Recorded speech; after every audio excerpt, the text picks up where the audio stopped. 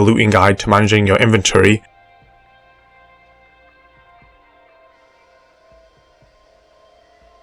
Okay guys, a lot of you have asked me like, oh Hulk, why don't you do a daily video training or, tutorials on aim and movement and all the rest of it, just these kind of guides. And I've done tutorial videos before, but if requested, I'm going to do a lot more of these. But today I thought it'd be a good idea to kick one off with today's video, which will be a looting guide to managing your inventory, tips therein on how to do that so you can become a looting master. Okay, so first off, before we get into it, this guide can be split up into a few sections. First being, of course, your weapon order, and then the attachments therein, which attachments should go where depending on the weapon properties, and then the actual managing your loot in your inventory and how it should be managed correctly to ensure the most efficiency and assistance in game. So first off, what I like to do, guys, and I think this is the most effective way of having it. So usually you have one short range weapon that's superior in those short range up close hip fire exchanges, and then you have a long range weapon to go further range, because most fights in Apex are going to be in close range quarters. So it's nice to have this is the primary default weapon, and then the second will be a long range. Okay guys, so now that we've got the weapon order out of the way, now we need to discuss the attachments of where they should go on each weapon. Obviously I'm going a heavy and light for as part of this combo. For example, so you got two light, you got the R99 and the 301, right? So as part of the magazines,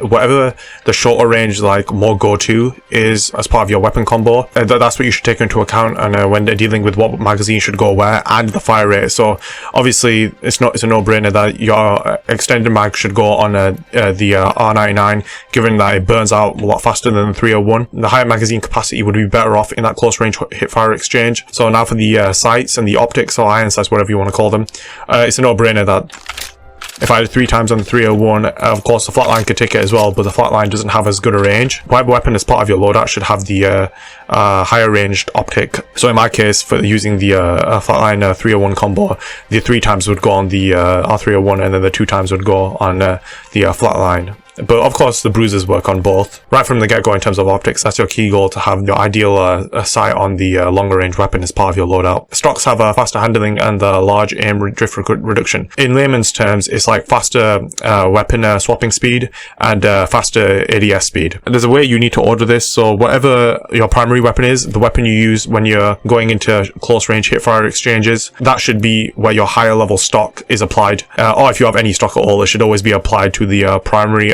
closer range weapon. And the reason I say that, guys, is so say I had a level 2 on the flatline and I had level 3 on the R301, just like after battle I didn't realize. Of course I'm going to switch these out, because the flatline, that's going to be my go-to for a close range, hip fire exchange. If I, leak my whole mag and I need to do a weapon swap in the middle of a fight to take down my enemy, I'm going to want the faster weapons swapping speed. So obviously I'm going to put the higher level stock on the flatline as opposed to the 301, because I'm switching to the 301. So yeah, the higher level stock always goes on your primary close range hip fire exchange weapon. So for me, that would be the flatline. So yeah, that's it. That's how you manage your inventory in terms of weapon placement and attachments therein. So yeah, for the final step, we're going to be actually looking at our backpack or our inventory. This is essentially what your inventory would look like.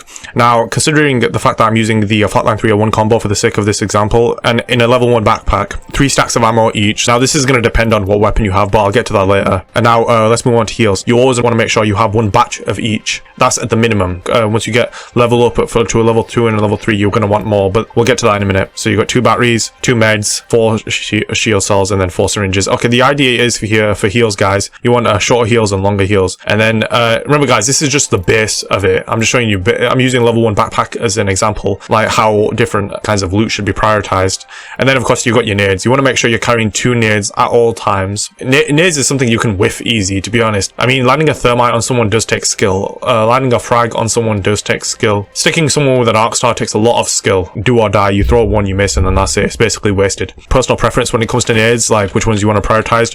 But regardless, whatever kind, you want to make sure you're always carrying 2. So now we've leveled our backpack up all the way to level 3. So now we've got 4 stashes of ammo, which is more ideal. You can carry 5 if you have all the room, and you know, but usually it should be about even when we're talking automatic weapons. We have 4 stashes instead of 3, as we had in our level 1 backpack. Much less of a risk of running out of ammo. And now in terms of heals, guys, what I will say is shields are more important than heals. When you play Apex, the idea is you don't want to get cracked. Having, you know, health taken out, that's like the worst case scenario for you, because like that's when it's easy to kill someone once they're cracked. But you know, actually cracking their armor, that's where it's hard. You need to land a lot more shots. In that case, that's why I think shields are much more important than heals.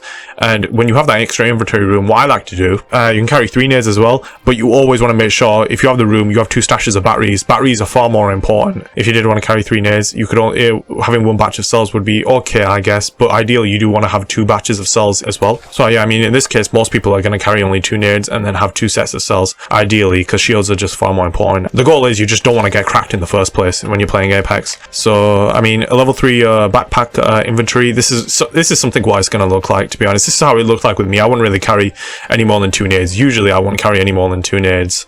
So yeah, this is how it looked like with me. You can sacrifice a batch of cells if you want to carry more nades or more ammo for whatever reason. Even more than a level 2 backpack, I would say. You always want to carry 2 batches of batteries, so 4 in total. So more for efficiency and longevity. And yeah, that's pretty much it, to be honest. The only variances I can think of right now is if you did have a different weapon. I was using a single fire, like a wingman. And realistically, in this kind of scenario, when I'm using a wingman, I'm only going to need 2 stashes. Sometimes I do carry 3. So I mean, if I do carry 3, then let's be honest, 180 bullets with a wingman, almost 190. I'm not going to run out, because obviously 1 bullet's 40, so it's a very efficient weapon. So like I said, it does depend on the weapon you're using. For a shotgun or a wingman, just generally single fire weapons, I don't see why any more than 3 stashes for the wingman or the shotties is any more than that's needed, or even a P20. I mean, it's kind of common sense, but you always want to make sure you have more stashes for your automatic weapon. They use more ammo and then it burns out quicker. So yeah, when it comes to like shotguns or the wingman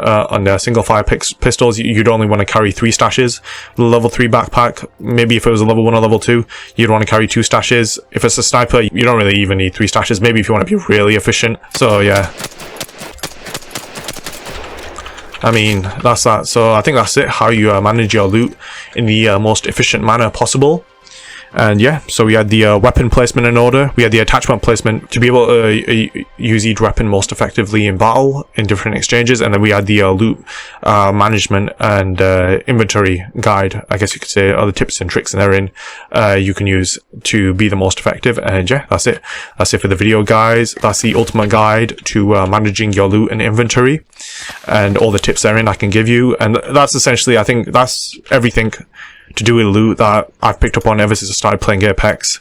And judging by the comments, you guys really want to know about that kind of stuff. So yeah, this will be the first guide kicking off to you know, how you can improve yourself as an Apex player. It's the ultimate guide to looting and inventory in Apex Legends. I hope you did enjoy it, guys. If it did help you out, please do subscribe, as that would help me out right now a lot. And please do also drop a like, as that would help me out right now a lot.